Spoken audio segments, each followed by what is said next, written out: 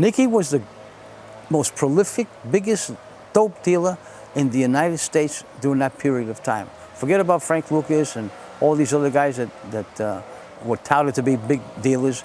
Nicky was the man. He was the Al Capone of Harlem.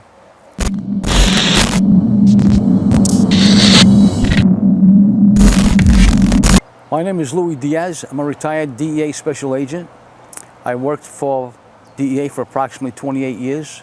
All I heard at that time was that he was a major player and that he was a major target of the Unified Intelligence Division of the NYPD, New York Police Department, and that they nicknamed an operation behind him as Operation Slick.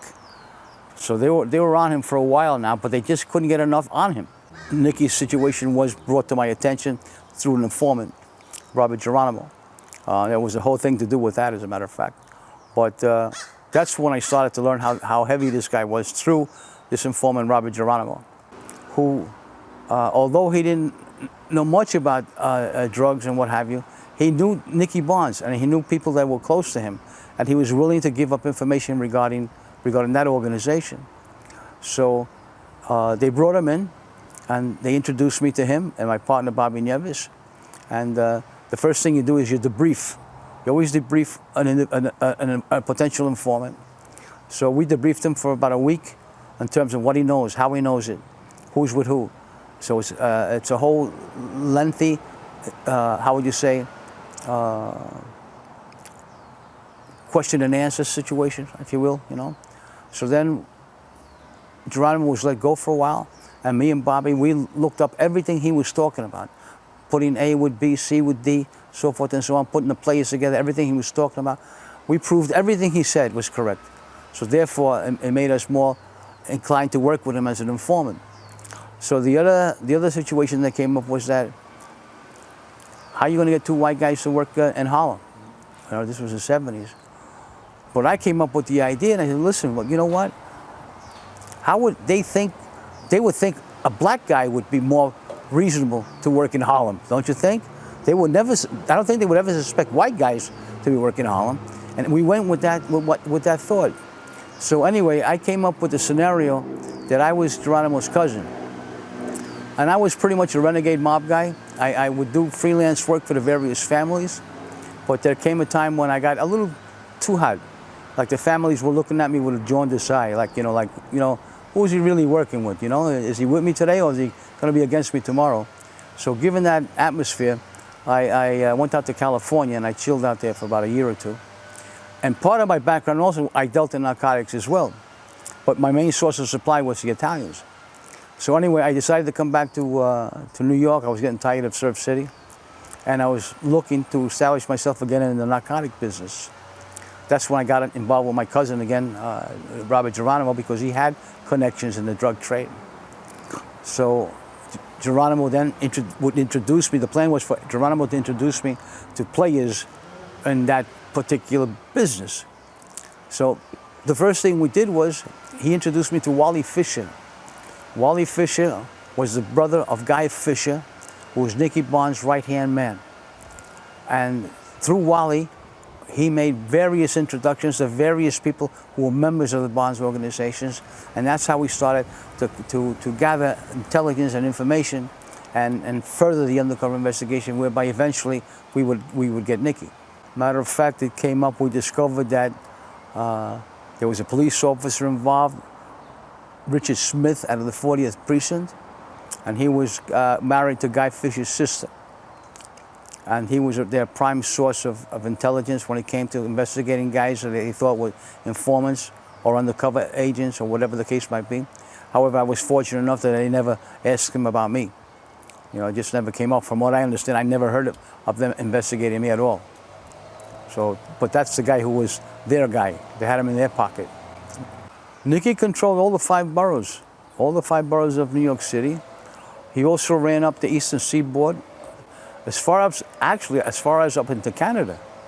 Nicky was the most prolific, biggest dope dealer in the United States during that period of time. Forget about Frank Lucas and all these other guys that were touted to be big dealers.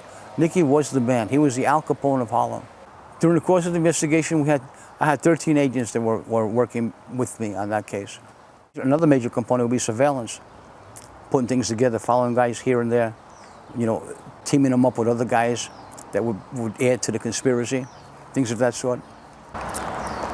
Had you identified any players in Barnes' organization that should have been prosecuted but somehow managed to escape that fate? Well, there was one in particular. He was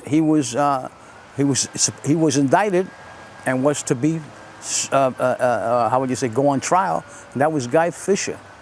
But Guy Fisher got to one of the witnesses. I think he paid over $100,000 to have this one witness turn, and it was a hung jury on him. And he got away with it, but eventually they got him. I think he's still serving life sentence for other things that he had done. Oh, he was just as slick as Nicky. He just knew the game. He knew how to get around it, you know. And a big thing at that time was corruption, just buying off cops, which was a very prevalent thing during that period of time. Were you involved in the process of turning Barnes for the government? No, I was not. I was not involved in that at all. No. They thought, even though they thought of me, the general consensus was that I was too close to the case, and that Nicky may not have been so comfortable with me asking him or debriefing him or trying to seek information from him regarding what he knew about other guys that were dealing narcotics or involved in other criminal activities. Was there anyone else you believe was even more significant in that space during that time, or was he the pinnacle? Nicky was the man. He was the pinnacle. Like I said, he was the Black Al Capone, the mafia, capo, major boss of the drug trade in New York during the 70s. There was one other player, which you have a problem with. We all have a problem with this, that not drug enforcement, the background of drug enforcement was Frank Lucas.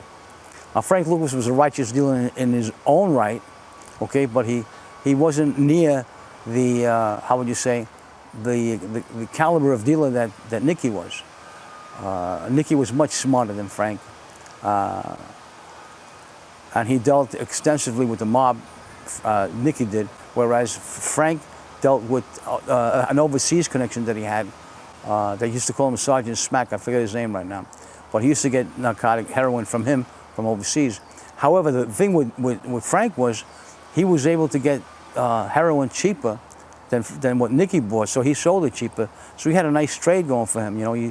However, his dope was cut less, or rather more than Nicky's. So Nicky's dope was more, how would you say, more wanted than Frank's, because Nicky knew that they needed at least maybe between 0.4% even to 0.8% of heroin. That's how little of heroin is in a dose, in a junkie's dose. And but Nicky's was better than Frank's. But anyway, Nicky was the man. Nicky was the man. Was Nicky's counsel an actual thing? Absolutely. This was one of the, matter of fact, I understand they're going to do a movie now with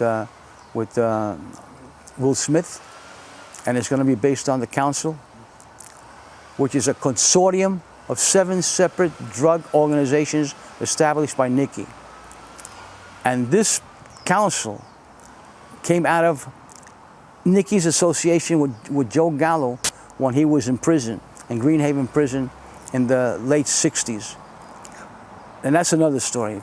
However, during that period, when Nicky went down on that particular arrest that brought him into that prison during that time, he developed a relationship with Joe. Joe liked him, and Joe brought him under his confidence, and he taught him how the mafia worked. So when Nicky got out, and matter of fact, Joe Gallo provided him with an attorney. They got him out on a technicality. When Nicky got out, he established those 7 independent drug rings, like the mob did, like independent families. However, with one boss, which was Nicky, and each one of them dealt heroin for their own group. Okay, but yes, they were well established. They were very well established, just like a mob. just like the mob was.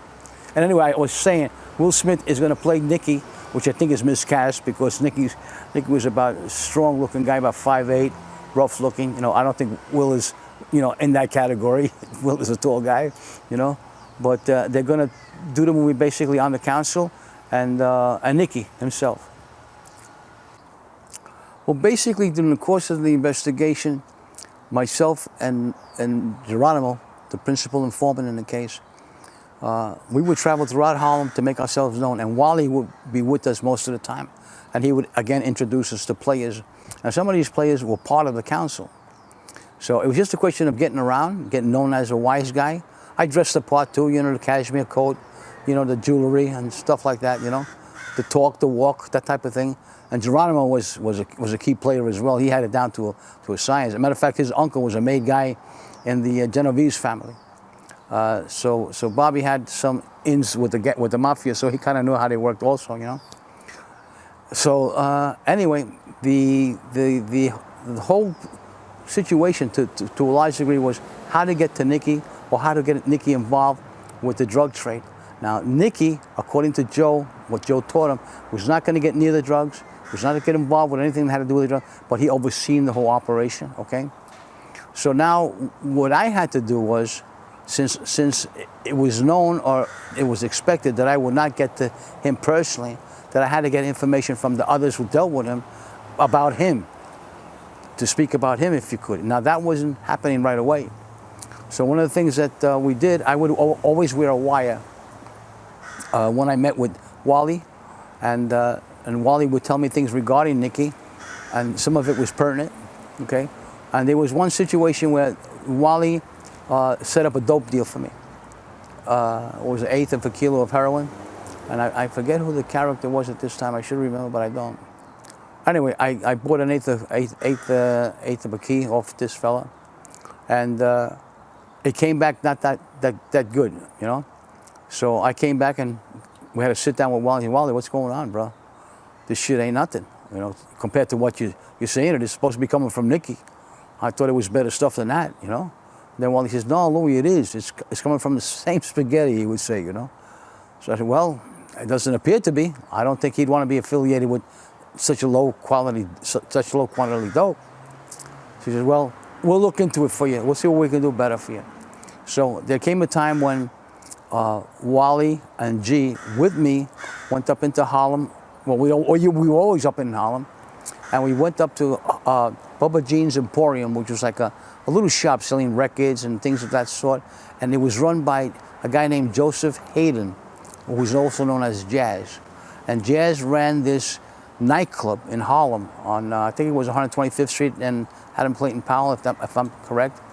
And he was Nicky's right-hand man, because Guy Fisher had been his right-hand man, but Guy Fisher got arrested and then convicted on another charge, even though he beat the one originally that he was indicted on and arrested for.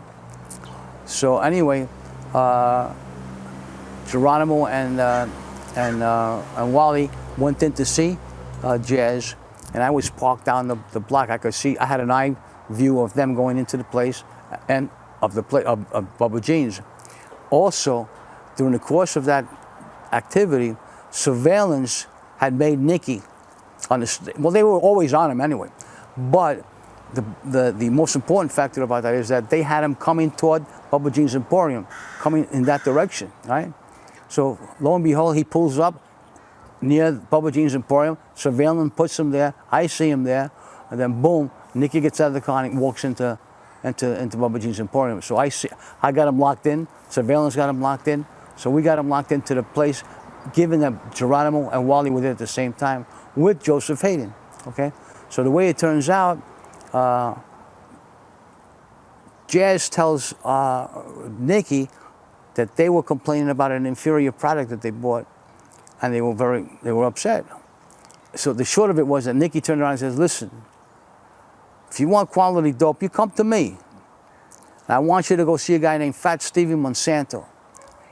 It was a major dealer also under my crew. It was part of my organization. You go see him. You set up a deal with him, and I'll make sure that the dope is probably one of the highest quality dopes you're going to get, right? So make a long story short, Wally and G come out. They tell me all this, right? But I got it on my wire now. Wally is telling me the conversations that he had with Nikki, and I have it on my wire now. Plus, we have corroborating evidence that Nikki did, in fact, go into that place at that time. And being that I saw him, being that the surveillance put him there, and given that Wally is telling me what Geronimo was backing up to be the conversation. So that already was a how would you say, evidence against Nikki that he was involved in the dope trade, right? So anyway, as time went on, we went forward with trying to make the buy off Fat Stevie, and we made the negotiations with him. Geronimo, matter of fact, was a front runner on that, and he set up the deal with Fat Stevie. So there came a time when me and Geronimo pulled up to this gas station, which was across the street from Harlem River Motors garage, and we were going to do the deal with Fat Stevie. So anyway, I think it was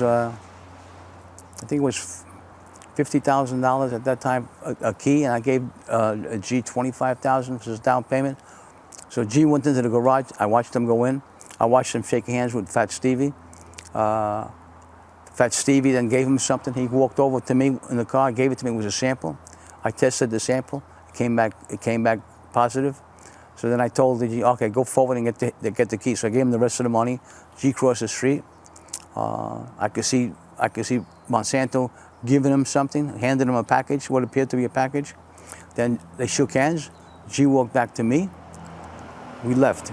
But as we left, we had a surveillance post in one of the buildings, in a high-rise building across the street from Harlem River Motors garage. And lo and behold, as I was pulling out, Nikki pulls up on the set, or comes into the set. I think he was in the garage at that time.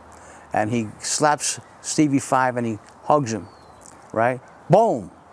That nailed him on that count. That nailed him, and that put him right involved with that particular transaction. And in court, he was indicted on that charge. It was considered a hand-to-hand count against Nikki. So that was the most significant charge against Nikki at that time. So we had that go down, and there was a lot of other incidents that went down. But mostly, anytime that I was out, I had a wire on. There were sometimes I didn't because I wanted to be free, because when you have a wire on, you're conscious of having that wire, and sometimes things can go bad, you know. You're worried about it falling out, you're worried about getting burned, because sometimes the transmitters have, depending on the frequency that they have, some of them run a little hot, they can burn you. And I was burnt, I've been burnt a few times, you know. So, for that, that's that.